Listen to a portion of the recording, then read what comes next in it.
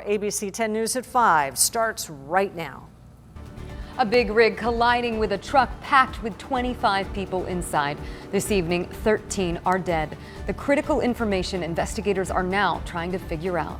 Plus, local teachers now eligible to get the COVID-19 vaccine. Why some teachers who are already back in the classroom say they're being asked to wait. And 6 Dr. Seuss books won't be published anymore because of racist images. Why experts say the move is a step in the right direction. ABC 10 News at 5 starts now.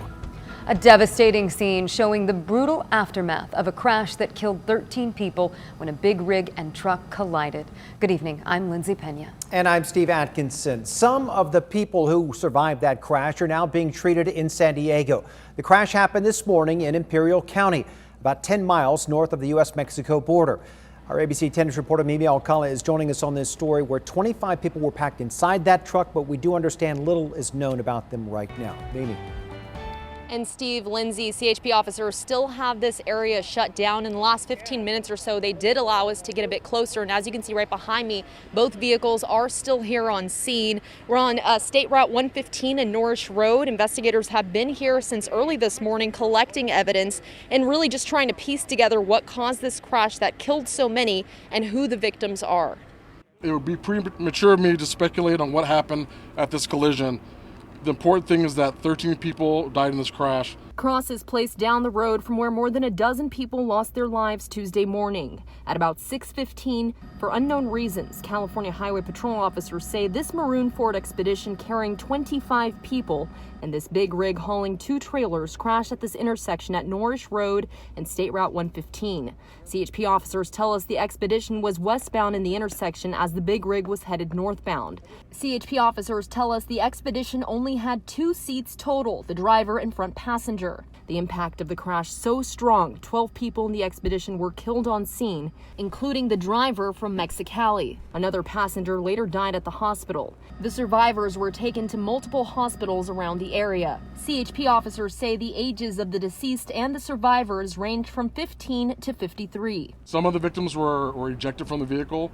There's some walking wounded that pulled themselves out of the vehicles. And then once the allied agencies and our CHP personnel arrived on scene, they were also pulling people from the vehicle as well.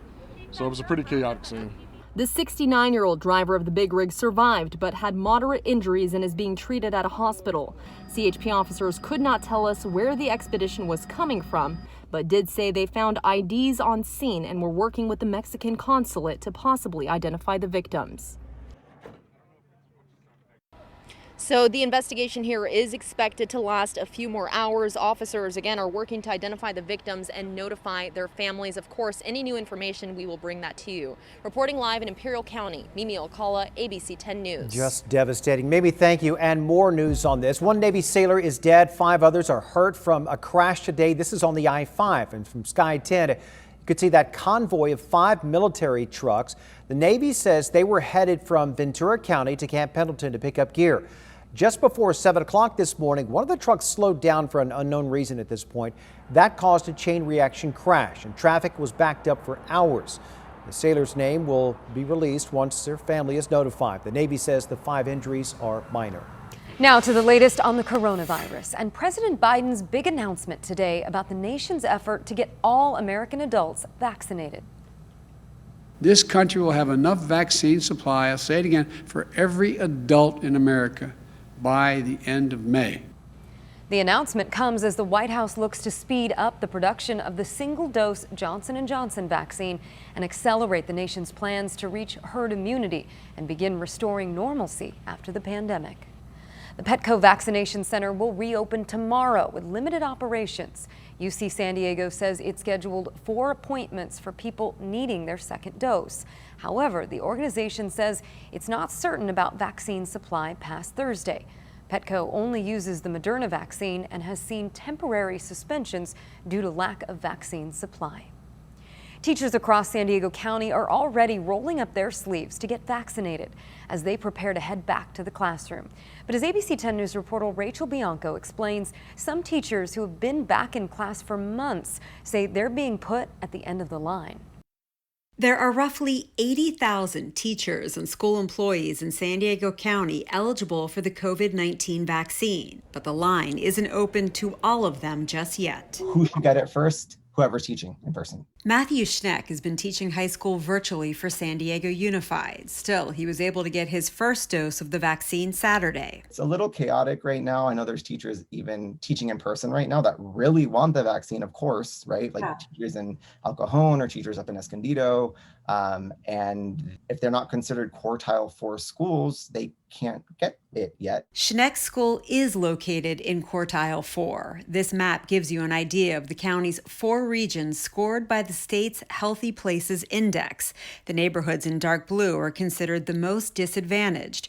Right now, teachers in quartiles 3 and 4 are eligible for the vaccine. Health equity is an important value for the county, recognizing that not everybody is on equal footing. Bob Mueller of the San Diego County Office of Education says prioritizing vaccines based on areas hardest hit by the virus makes the most sense. It allows us to move forward with school opening in kind of an organized way instead of a few people here and there getting vaccinated. 20% of the county's doses are set aside for education workers. That's one of the reasons why employees must sign up through vibavaccinates.com and not on the county's website.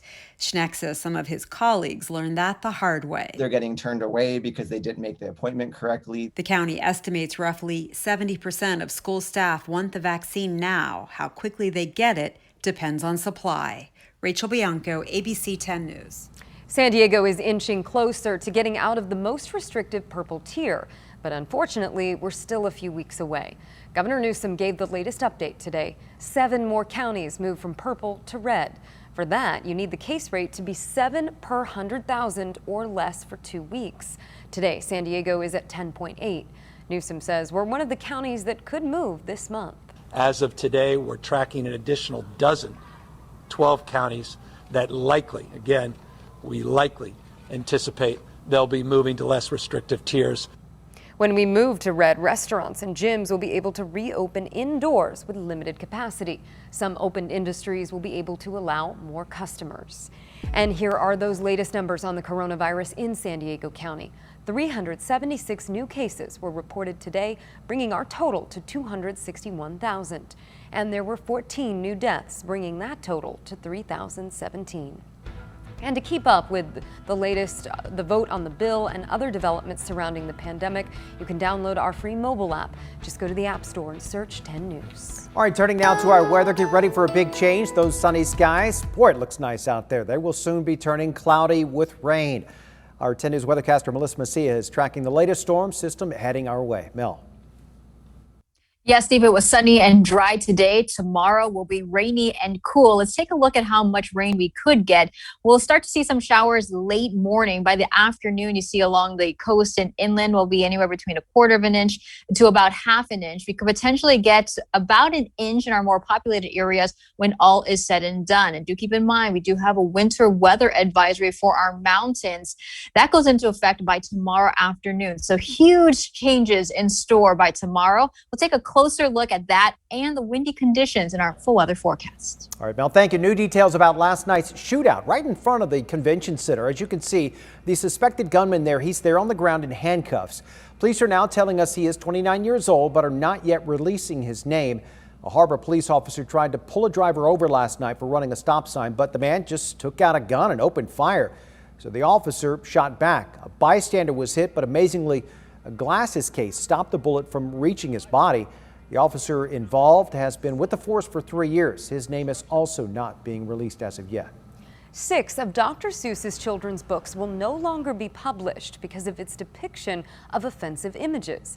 ABC 10 News reporter Rena Nakano spoke to a children's book researcher who says it is a step in the right direction.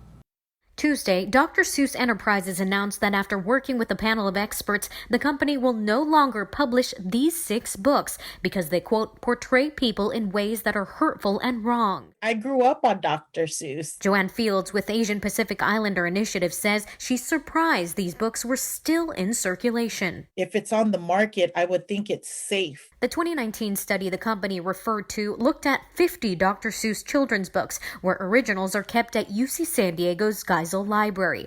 Of the more than 2,200 human characters, 98% were white, and only 2%, a total of 45 characters, were people of color. 2 were identified as African characters portraying anti-blackness, and 43 were identified as having racist portrayals of East Asians or wearing turbans. My proposed Lucky Chinese New Year. Author Virginia Lohagan studies and writes children's books about the Asian American experience. She says historically there has not been enough representation in this realm. We have to avoid hurtful images that we know have implications. The women agree that negative visual depictions can have lasting effects on impressionable children. Because my kids are of mixed race, I don't want them to feel bad about themselves. Lohagan says pulling these 6 books from publication is a good first step, but also a teachable moment. It's important to have those conversations about why is it not okay? What can we do better now that we know more? I am prepared for that discussion because we cannot shield our kids like it's not happening. It's happening. Rena Nakano, ABC 10 News. We reached out to UC San Diego's librarian for comment. We did not hear back. The FBI director is defending the handling of the intelligence leading up to the January 6th Capitol riot. Today, that is Chris Wray right there. He told Congress information about threats to the Capitol were properly shared with other law enforcement agencies. Capitol Police claim they never received that January 5th FBI report about online posts foreshadowing a war the next day. Wray also said both militia extremists and white supremacists were involved in the riots, but he says Antifa was not among them. We have not to date seen any evidence of anarchist violent extremists or people subscribing to Antifa in connection with the 6th. More than 260 people have since been charged in those riots. Also today, New York Governor Andrew Cuomo is facing growing pressure to resign from members of his own party after now 3 women have come forward to accuse him of sexual harassment. ABC's Rena Roy has more on the investigation underway. Some officials are now questioning New York Governor Andrew Cuomo's future in politics. Initially praised for his leadership during the pandemic, he's now under 2 separate federal and state investigations. One for his handling of COVID-19 in nursing homes and the other for alleged sexual misconduct. The state attorney general leading that investigation involving accusations from 3 women. The latest telling the New York Times Cuomo made unwanted advances at a New York City wedding reception in 2019, sharing this photo with the Times allegedly from that event. This after 2 of Cuomo's own former staffers, Lindsay Boylan and Charlotte Bennett, claim he sexually harassed them at work. Bennett opening up to the Times, alleging last spring Cuomo made it clear to her he wanted to sleep with her. The Times says Cuomo did not directly respond to the new allegation, an aide just pointing to a previous statement from Sunday saying, "I acknowledge some of the things I have said have been misinterpreted as an unwanted flirtation. To the extent anyone felt that way, I am truly sorry about that." In recent years, Cuomo has called himself an ally for women. There has been an ongoing, persistent culture of abuse of women. The allegations sparking sharp criticism from some New York Democrats. If these allegations are true, he cannot govern. Other Democrats going as far as calling for his resignation. But Senator Kirsten Gillibrand, also from New York, who was quick to call for the resignation of Al Franken when he faced multiple accusations of sexual harassment, evaded questions about Cuomo today. But she did call for an investigation days ago. The New York State Democratic chairman has released a statement saying it is premature and unfair of fellow Democrats to cast their judgment on the governor, saying they should allow the investigation to unfold. Rena Roy, ABC News, New York.